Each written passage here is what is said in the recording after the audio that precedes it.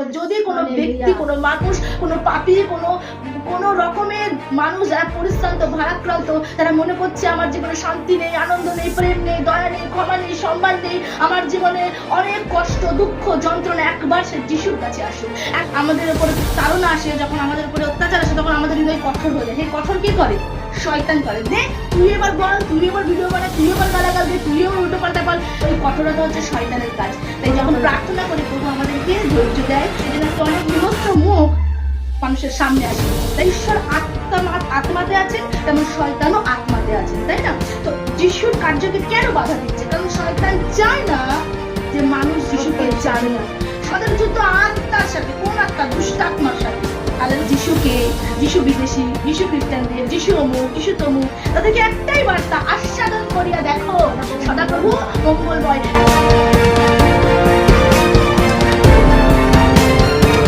সকলকে জয় যিশু। আমরা ঈশ্বরের বাক্য থেকে দেখি লূক লিখিত সুসমাচার তার 2 অধ্যায়ের আমরা 10 থেকে পড়ব। তখন দূত তাহাদিগকে কহিলেন, ভয় করিও না, কেননা দেখো আমি তোমাদিগকে মহানন্দের সুসমাচার জানাইতেছি। সেই আনন্দ কাদের হইবে? কাদের হইবে? সমুদয় লোকেরই হইবে। হালেলুয়া। এখানে কোনো বিশিষ্ট ব্যক্তি বা ধনী বা গরিব বা জাতি বা কোন রকমের ধর্ম লেখা আছে? লেখা নেই। এখানে লেখা সমুদয় লোকেরই হইবে। হালেলুয়া।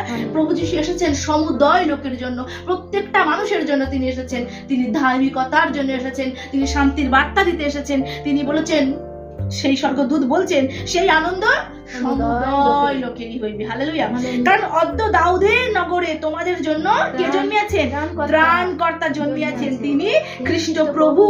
আর তোমাদের জন্য ইহাই চিহ্ন।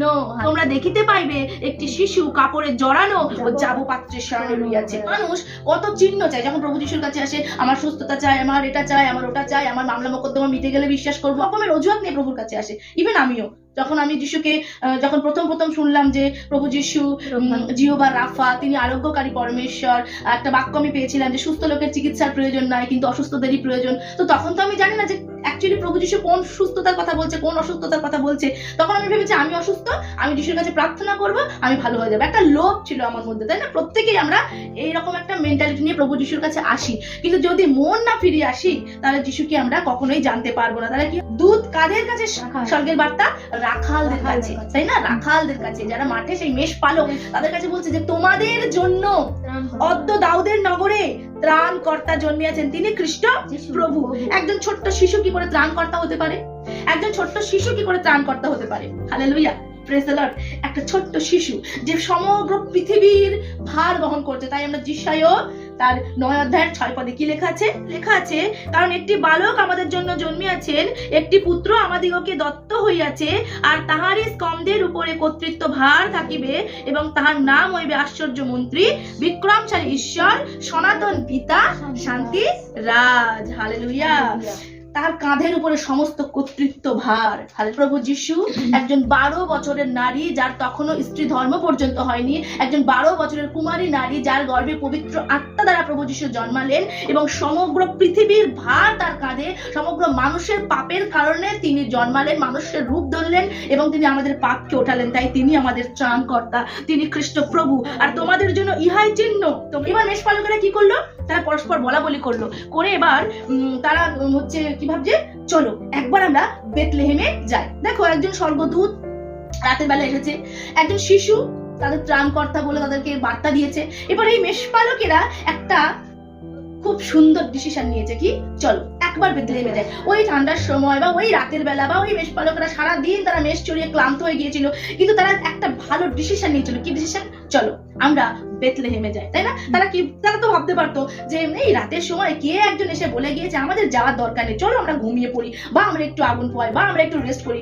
একজন শিশু আবার কি করে ত্রাণ করতে হতে পারে? একজন শিশু আবার কি করে আমাদেরকে উদ্ধার করতে হতে পারে? আমাদের সব দরকার নেই। কিন্তু তারা ভেবেছিল চলো না একবার যাই না, একবার গিয়ে দেখেই আসি না। হালেলুয়া। সেই জন্য গীত সংগীতাতে লেখা আছে, আস্বাদন করিয়া দেখো সদাপ্রভু মঙ্গলময়। আস্বাদন করিয়া দেখো সদাপ্রভু মঙ্গলময়। হালেলুয়া। তাই যারা বলে যে যিশুকে, যিশু বিদেশি, যিশু খ্রিস্টানদের, যিশু অমুক, যিশু তমুক, তাদেরকে একটাই বার্তা, আস্বাদন করিয়া দেখো সদাপ্রভু মঙ্গলময়। একবার তো এসে দেখো, একবার তো চেখে দেখো, একবার তো বাইবেলটা হাতে নিয়ে দেখো, একবার একবার তো বুঝে দেখো, একবার তো শুনে দেখো, একবার তো হৃদয় খুলে দেখো যে যিশু কে। সেদিন তোমার চোখ খুলে যাবে আর তুমি সেদিন বলবে, হ্যাঁ প্রভু যিশু আমার ত্রাণকর্তা, আমাদের ত্রাণকর্তা, আমার পরিবারের ত্রাণকর্তা, পুরো বিশ্ব ব্রহ্মাণ্ডের ত্রাণকর্তা। হালেলুয়া। আর বেথলেহেমে যখন তারা গেল, গিয়ে দেখছে হ্যাঁ স্বর্গদূত যা যা বলেছে ঠিক তাই তাই, যাবো পাত্রে একটা শিশু শোয়ানো আছে। মেষপালকেরা সেখানে গেল, যা যা তাদেরকে বলা হয়েছিল তাই যখন এসে দেখলো, সেই একই বর্ণনা তারা তাদের সামনে করলো। করার পরে সবাই শুনলো, আশ্চর্য জ্ঞান করলো, কিন্তু মাতা মরিয়ম মনের মধ্যে সঞ্চয় করে রাখলো। কারণ সে তো মা, সে তো জানে যে কিভাবে আমি গর্ভবতী হয়েছি পবিত্র আত্মা দ্বারা। সে তো জানে যে আমার গর্ভে কে আসতে চলেছে। সে তো জানে যে এই শিশু যে সে শিশু নয়। সে মনের মধ্যে আন্দোলন করতে লাগলো, সে মনের মধ্যে ওটাকে সঞ্চয় করে রাখলো। তার ফলস্বরূপ আমরা কি দেখতে পাই? যোহন লিখিত সুসমাচারে তার 2 অধ্যায়ে প্রভু যিশুর প্রথম অলৌকিক কার্য কান্না নগরের জলকে দ্রাক্ষারসে পরিণত করা। তার আগে আমরা দেখি যখন ফুরিয়ে গেছে দ্রাক্ষারস, তখন লোকজন এসে যখন যিশুর মাতাকে বলছে, গৃহদক্ষ যে আর কি সেই বিবাহবাসের যে কর্তা ছিলেন, যখন মরিয়ম শুনলো, মরিয়ম কারোর কাছে নয়, বিবাহ বাসনের কারোর কাছে নয়, কার কাছে গেল? যিশুর কাছে। কারণ মরিয়ম জানতো যে যদি অসম্ভবকে কেউ সম্ভব করতে পারে, যদি এই একটা বিবাহ বাসনের লজ্জার হাত থেকে বাঁচাতে পারে, যদি কোনো কিছু করতে পারে, সে যিশুই করতে পারে। তাই মরিয়ম গিয়ে যিশুর কাছে বলেছিল উহাদের দ্রাক্ষারস নাই। এবার আমরা 20 পদ পড়বো। লেখা আছে, আর মেষপালকদেরকে যেমন বলা হয়েছিল তারা তেমনি সকল কিছু দেখে শুনে ঈশ্বরের প্রশংসা আর স্তব গান করতে করতে ফিরিয়ে আসিল। কিভাবে লেখা আছে না, যে তারা পরস্পর কহিল, মানে ওরা যাওয়ার আগে একে অন্যকে জিজ্ঞাসা করছিল, কি রে যাওয়া ঠিক হবে? চল না একবার গিয়েই দেখি কি বলছে, দেখি চল না। তো তারা অনেক কিছু ভাবনা চিন্তা করে, অনেক কিছু মানে কোশ্চেন নিয়ে, প্রশ্ন নিয়ে, তারা কিন্তু অনেক কিছু সন্দেহ নিয়ে তারা গেল। যাওয়ার পরে যা যা তারা শুনেছিল তাই তাই তারা দেখতে পেল। লেখা আছে, আর মেষ পালক দিগকে যেরূপ বলা হইয়াছিল তাহারা তদ্রূপ সকলেই দেখিয়া শুনিয়া ঈশ্বরের প্রশংসা আর স্তব গান করিতে করিতে ফিরিয়া আসিল। হালেলুয়া। প্রভু যিশুর কাছে যে আসবে, প্রভু যিশুর কাছে যে আসবে, সে আর সেম সমান ফিরে যাবে না, সমান ফিরতে পারে না। হালেলুয়া। তার জীবন আনন্দে ভরে যাবে, তার জীবন খুশিতে ভরে যাবে, তার জীবন উদ্দীপনায় ভরে যাবে, তার জীবন শান্তিতে ভরে যাবে, তার জীবন প্রেমে ভরে যাবে, তার জীবন দয়াতে ভরে যাবে, তার জীবন ক্ষমাতে ভরে যাবে, তার জীবন আনন্দে ভরে যাবে। এরা গেছিল গুটিসুটি হয়ে, চল একবার দেখে আসি কি বলছে কি বলছে। যখন ফিরছে, কিভাবে ফিরছে? আবার চুপি চুপি না।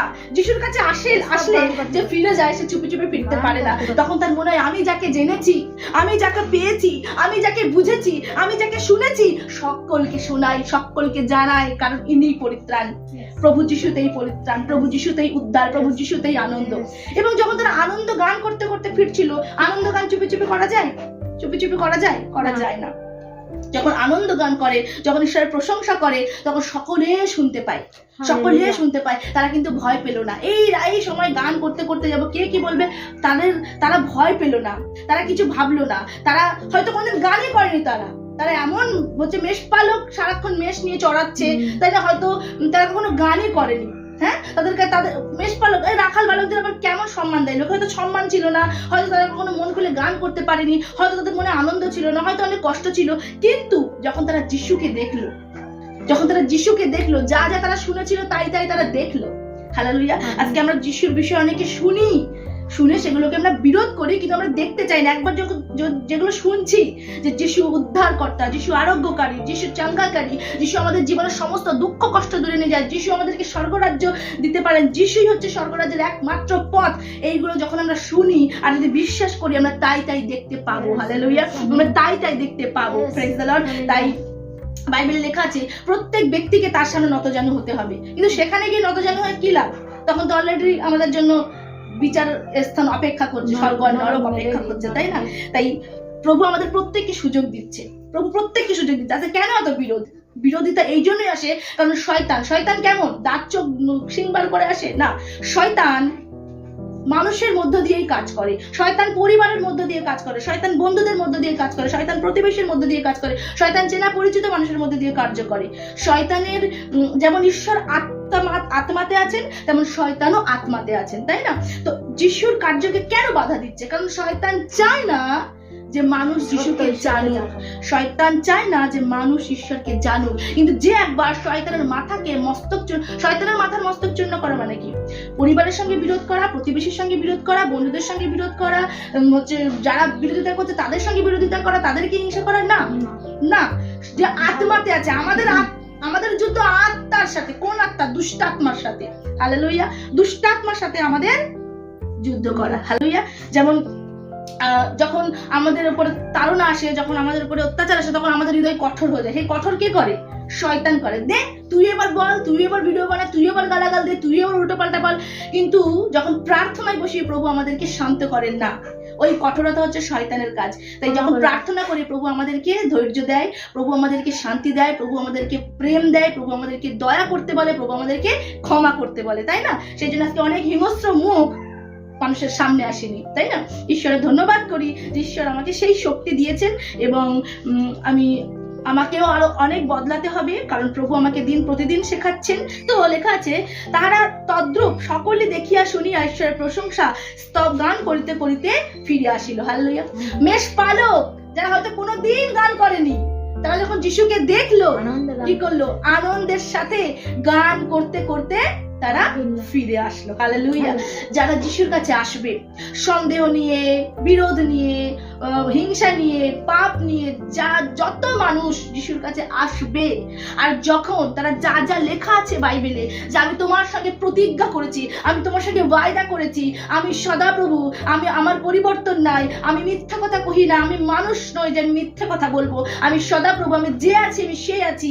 আকাশ পৃথিবী লুপ্ত হয়ে যাবে কিন্তু ঈশ্বরের বাক্য কখনো লুপ্ত হবে না। আমি তোমার আর তোমার বংশকে রক্ষা করব। আমি তোমার জন্য যা যা প্রতিজ্ঞা করেছি তাই আমি তোমার জন্য করব। যদি কোনো ব্যক্তি, কোনো মানুষ, কোনো পাপী, কোনো রকমের মানুষ যারা পরিশ্রান্ত, ভারাক্রান্ত, তারা মনে করছে আমার জীবনে শান্তি নেই, আনন্দ নেই, প্রেম নেই, দয়া নেই, ক্ষমা নেই, সম্মান নেই, আমার জীবনে অনেক কষ্ট, দুঃখ, যন্ত্রণা, একবার সে যিশুর কাছে আসুক, একবার সে যিশুর কাছে প্রার্থনা করুক, একবার সে হাঁটুতে সে চোখের জলে তার কাছে বলুক, যিশু তার জীবন সেম রাখে না। হালেলুয়া। যিশু তার জীবন সেম রাখে না। সেই জন্য প্রভু যিশুর মানুষদেরকে কখনো কারোর কাছে হাত পাততে হয় না, কখনো ভিক্ষা করতে হয় না। প্রভু একটা ব্লেসিং, কারণ ব্লেসিং এটা যখন কেউ যিশুকে জানে, যিশুকে মানে, যিশুর বাক্যে চলে, যিশুর আজ্ঞাকে পালন করে, তার জীবনে স্বর্গ খুলে যায়। হালেলুয়া। তাই ঈশ্বরকে ধন্যবাদ করি যে এই যে 2025 সাল আমাদের জন্য অনেক ব্লেসিং এর, কারণ প্রভু যিশু আমার ভাইকে জন্ম দিয়েছে। হয়তো আমার 3 বছর পরে ওর জন্ম, বায়োলজিক্যালি, শারীরিক ভাবে আমার 3 বছর পর ওর জন্ম, কিন্তু প্রভু যিশু ওকে আত্মিক ভাবে জন্ম দিয়েছে কত বছর পর? আমার 7 বছর পর। হালেলুয়া।